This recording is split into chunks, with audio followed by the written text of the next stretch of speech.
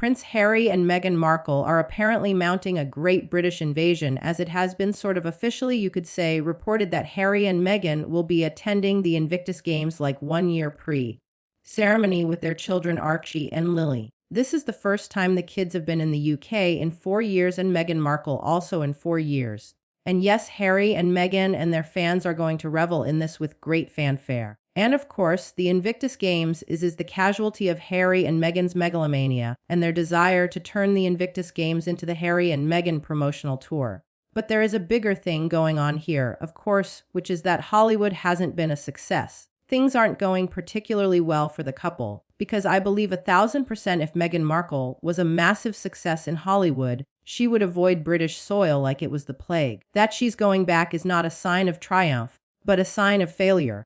And I think we have great indication that Meghan's so-called investments in her company and her production deals, everything is going poorly. So guys, we are going to get into this latest information today. But if you haven't been to Royal News Network before, my name is Brittany. I do provide compelling royal commentary, so please hit that subscribe button. I would absolutely love to have you back.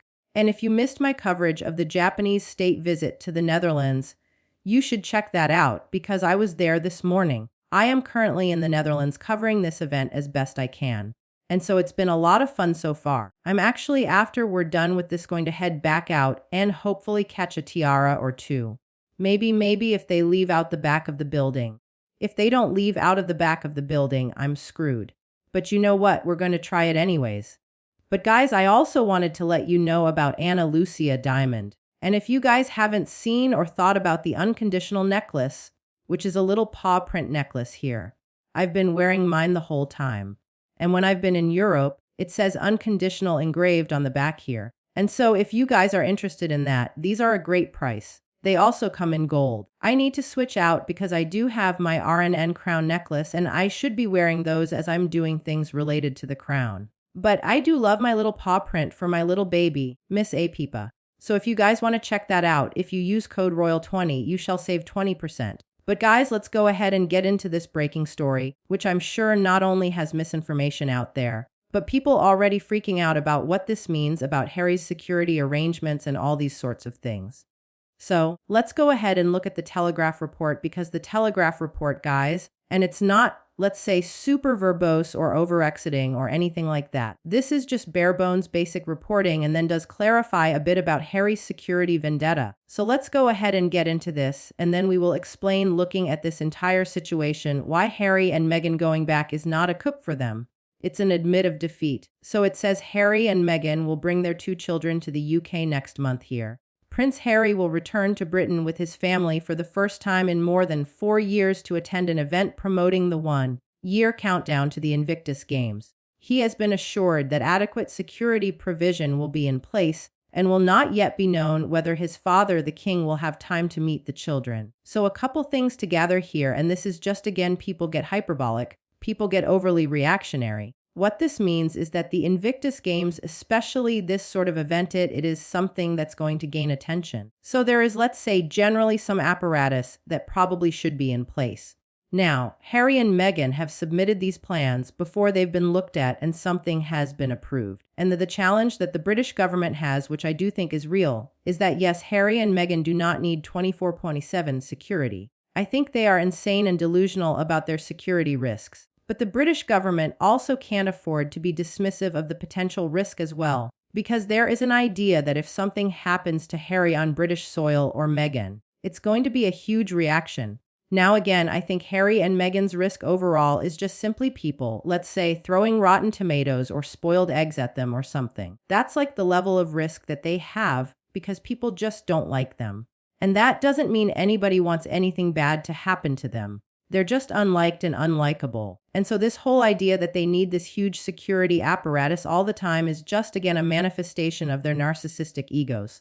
But again, the state does need to be potentially cautious in case something did happen. But obviously, with this being a big deal and attracting attention, these sorts of things, obviously the government did review it and did see something in merit in providing some security. And again, this would have happened any time, guys. This is not, let's say, anytime Harry comes to the UK, he can summit something. And if it's determined by the government that additional security is needed, additional security will be provided. So I think, again, this is just so important because people get so overly reactionary about it that they kind of miss the information through the weeds because they're so like one little thing. You're like, oh, they're making all these assumptions. So let's be clear. So Harry has made no secret of the fact that he is desperate to bring his kids to see back to his homeland, to teach them more about British culture, and to meet his friends and family. Unfortunately, none of his friends and family want to meet them or him.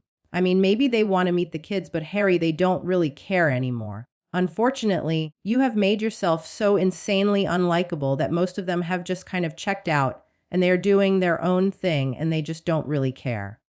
And this is just so important. And this whole idea that Meghan gives a crap about Harry meeting and having a relationship with his father and his friends and his family is just so ridiculous on its face because Meghan doesn't have a relationship with her father. I don't think she cares either if Harry has a relationship with his, to be honest, or that her kids have a relationship with her grandfather.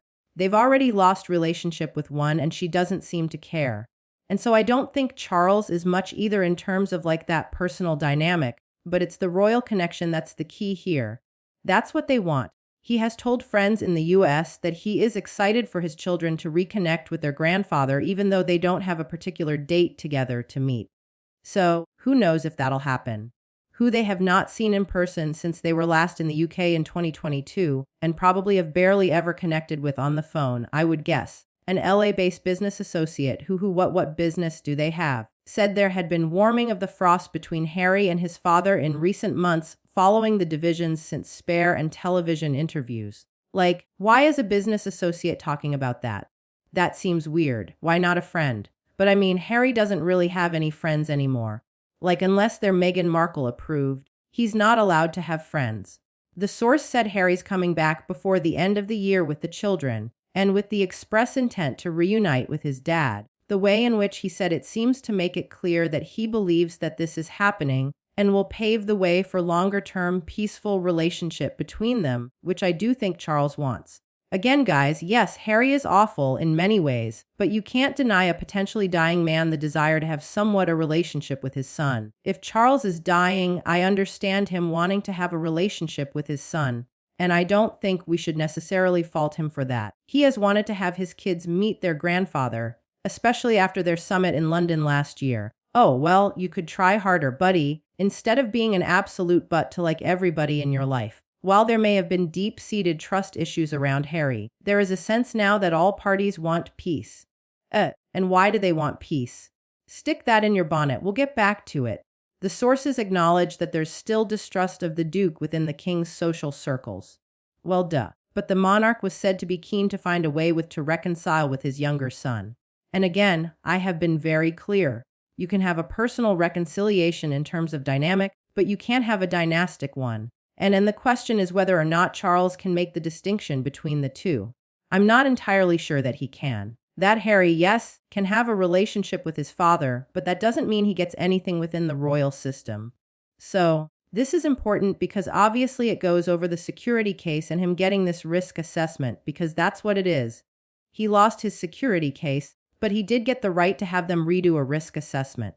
So, it's understood though that Home Office, Cabinet Office, and Foreign Office are understood to fear that granting the Sussexes the automatic right to police protection carries too much political risk. They fear a public backlash as they reserve the current position. The Duke is still waiting a decision, and that's the truth, is that nobody wants this, Harry. And you're not important enough to need this. I'm sorry you're not. I'm so sorry that you're not important enough, because I know he desperately wants to be that important. But the reality is he's just not that important in the grand scheme of things.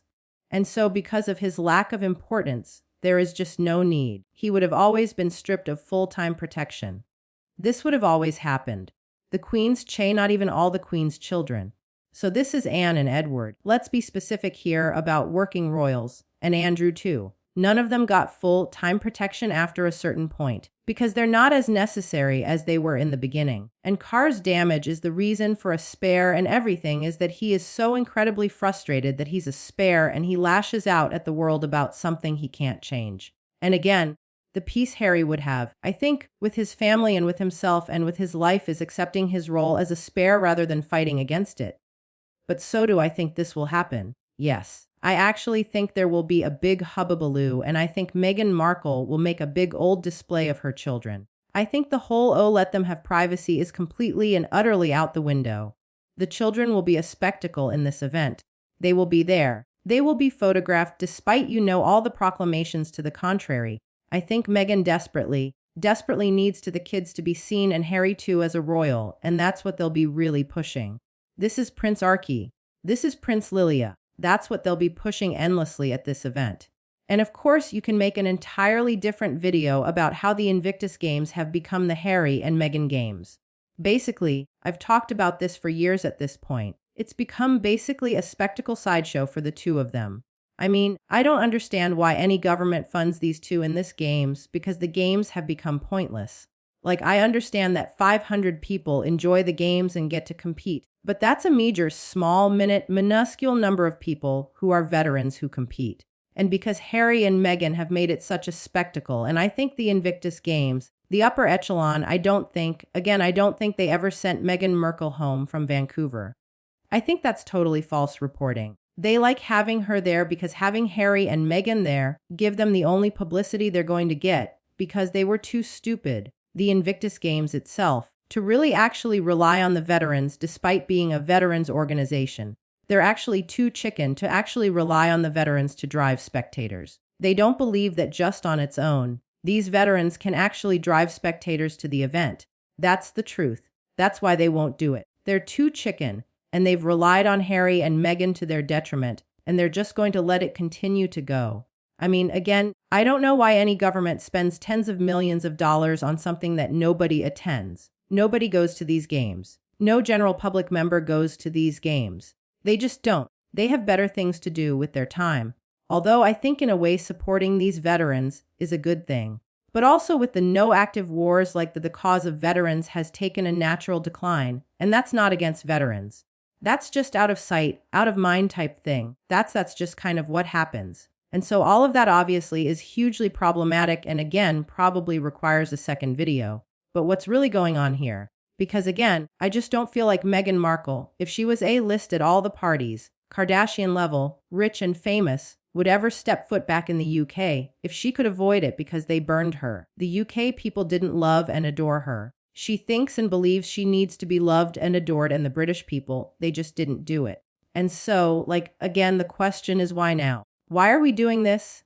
This doesn't make a ton of sense, but it does when you really think about it this way. Here Meghan left the UK. They initiated Megxit, and I think a reckless pursuit of greed. I mean, I think the pressures in the UK were hard, and I would argue Meghan is too much of a chicken to deal with the pressure. She wants to be endlessly adored for a minuscule amount of effort, and she didn't understand and couldn't fathom why people didn't love her as much as she loves herself. And so she really, really struggled with that. So when they went to Los Angeles, they were bright and starried. They got a deal with Netflix. They got a deal with Spotify. They got publishing deals. The money was rolling in. But now we're 6 years in. Technically, and I don't think the money's rolling in anymore. I don't think it is at all. In fact, the money is stagnating. In fact, the money is not moving. And I think you could argue kind of a simple reason for that. The money isn't rolling in anymore. The offers and deals are not rolling in anymore. Meghan Markle begged to go to this no-name woman's podcast in Australia and charge $2 to sit there and talk for 30 minutes and then get up and leave. Meghan Markle also begged and pleaded to attend a Paris fashion show and then got thrown under the bus by the designer, which again, it's just really funny. And so why is she doing this now? It's because Harry's aimless. He has no job, he has no purpose in life. Harry and Meghan desperately need to seem like royals again.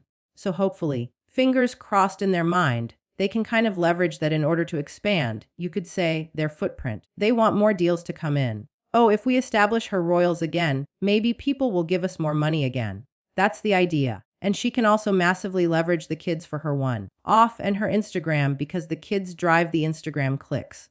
And so that's why she shows them. And so she can do all these things and grab all this publicity by piggybacking off the royal connection and the royal connection in the UK, because Harry and Meghan going to Hollywood initially, yes, they were kind of unicorns because they were royals entitled. But as the offer started to get rescinded as people realize that they're no talent hacks, then all of a sudden, just because they're real doesn't move the button anymore. It doesn't move the metric. I think they still get sort of pity invitations, but they're not like, let's say, oh my gosh, I so want you here. Because if I invite you here, I get so much positive attention. That just doesn't happen for anyone.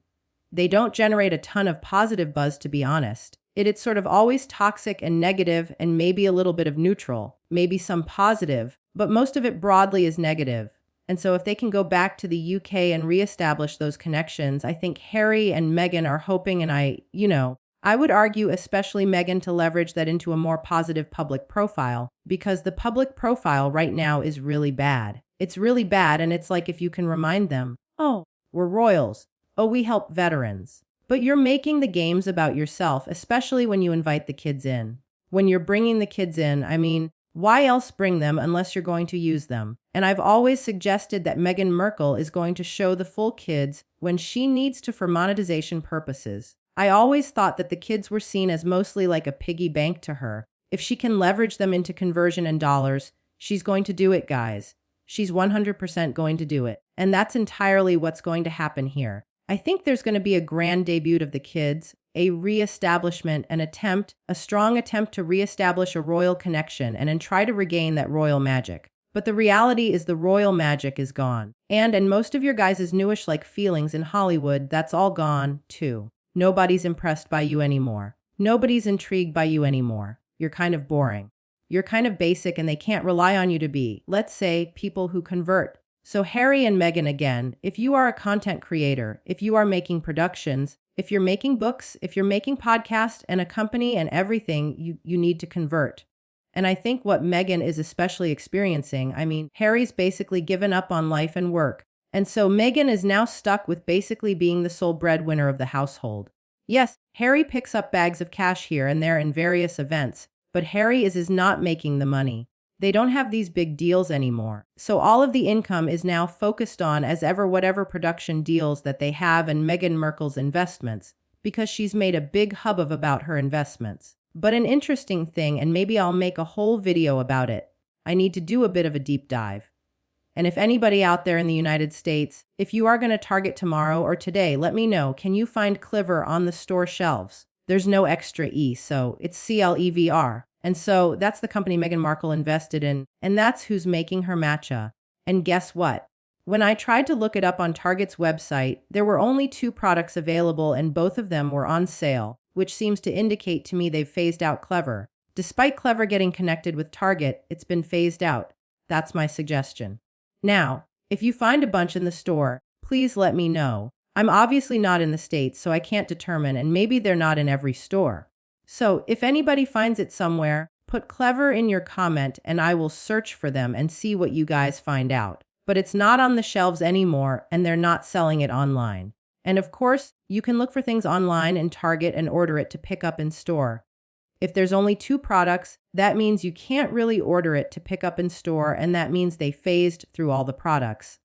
I think that deal is gone. So Meghan Markle invested in this company maybe around the time or supported it as it got its Target investment, and then that fell through, and that may be part of the reason why Meghan Markle is doing the collaboration with Clever, is because they lost their Target deal. Then you move on to Cisa Collective. We haven't seen Meghan Markle wear one of those bags, I think, since 2023. I think the last time was when she was in Colombia. Was that 2023? Maybe 2024. Maybe 2024. I haven't seen that since, and it's been kind of quiet, and there's no buzz about that company whatsoever.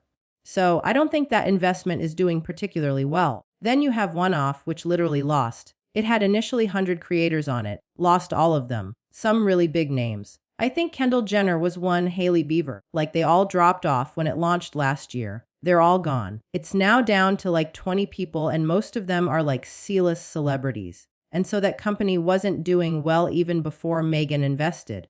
I don't know why she thought her investment would actually help, but I don't think it is. And of course, we have as ever failing.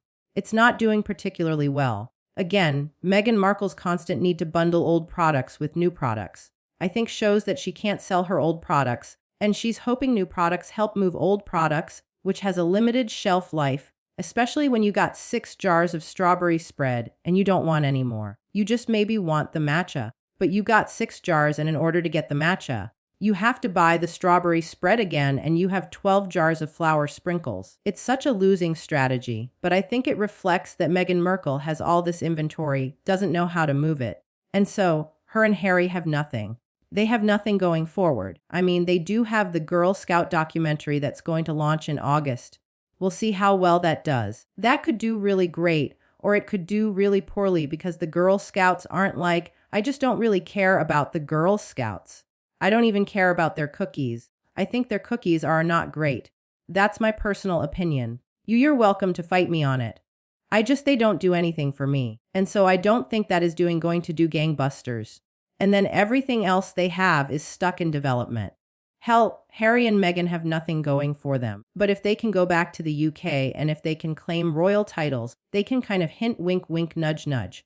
Look, we're royal, so you should give us deals because we're royal. But the reality is for Harry and Meghan is that a royal title and even a little sprinkle of the royal magic doesn't magically imbue you two with talent.